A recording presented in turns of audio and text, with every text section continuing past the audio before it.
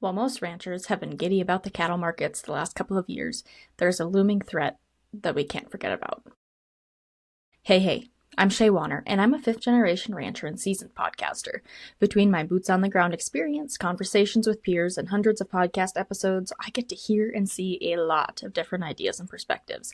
YouTube is a place where I exclusively post my thoughts, opinions, and ideas about ranching. So thanks for being a follower. Folks, let's take a step back to look at the threats to the ranching industry.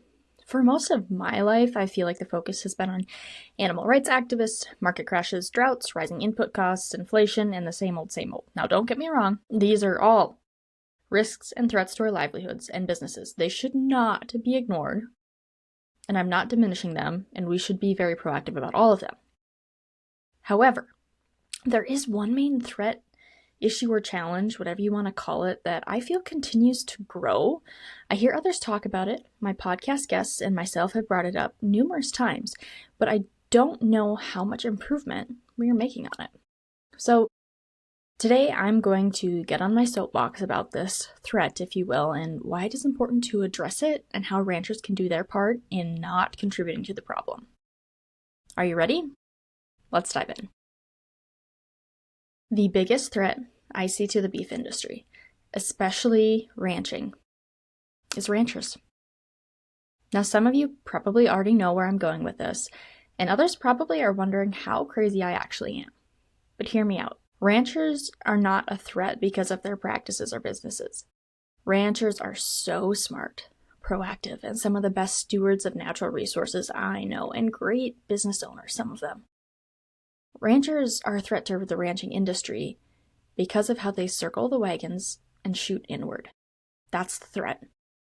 We fight with each other so much that we forget the bigger picture of what we are doing, providing a safe, nutritious product to other families while simultaneously improving natural resources and making a livelihood and living for our families. How ranchers choose to do this is completely up to them. It's a free country, and each person's goals, morals, and natural resources vary. All those need to be kept in mind when deciding how they set up their business model. Here's where the problems start coming in. A key part of marketing is knowing your target audience and competitive advantage, or differences. Ranchers do this, and all of a sudden we're bashing each other, and it's not just one side who's starting it. I see it on both sides on social media.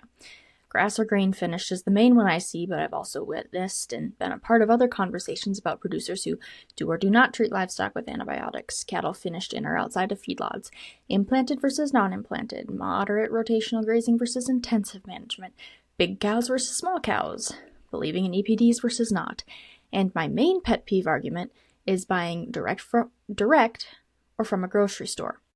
If you can name a management practice, there's probably a fight going on somewhere about it. The bigger picture of these conversations, especially if they are on socials, is that the consumers can see and hear them too. And what story does that send? It could confuse them or completely turn them away from the product. And what good does that do for any of us? Consumers should have a choice. Now back to the marketing aspect of it. I'm not saying we should hide these differences or that they can't be used for marketing. I'm saying they shouldn't be used in a fear-mongering, misleading, or demeaning way. Consumers should know what they are getting, consumers should have the choice to buy what they want, and producers should fully understand what they are marketing when they put buzzwords and phrases on a label, post on social media, or give health advice to others. Remember, this is both sides. So that's the rant, but I don't like to rant without offering solutions. So here's my proposed solution, and something I do because I've been pulled into this bickering too more than I'd like to admit. First, approach the conversation by asking the other person about their perspective. Make it a conversation and don't start pointing fingers, or ask a question about it.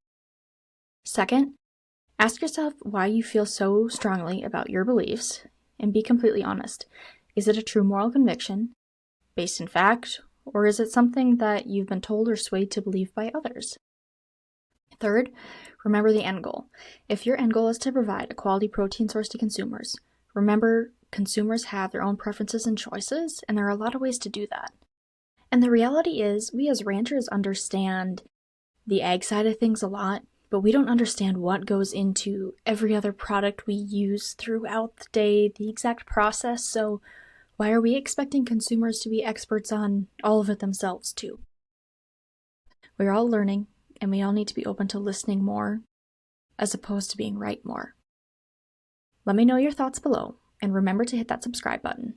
Happy ranching, folks.